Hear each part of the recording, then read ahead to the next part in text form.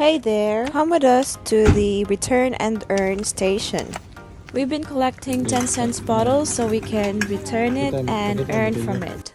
We've been doing this since 2018 up until now, and we keep the vouchers we collected for future use. Good thing is they have this phone app called Return and Earn. There's a barcode there where you can scan it every time you return some bottles, and the money you've accumulated will go immediately to your phone. No paper vouchers.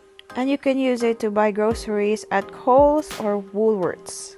This is the app I've been telling you. This is the barcode you need to scan on the machine. These are the earnings I've received, and it automatically goes to my bank account. These are my achievements, and I have returned a total of 219 recycled bottles or containers. For payouts, you can choose 4 ways, either PayPal, donation, bank transfer, or digital voucher. You can also donate it to your chosen charities.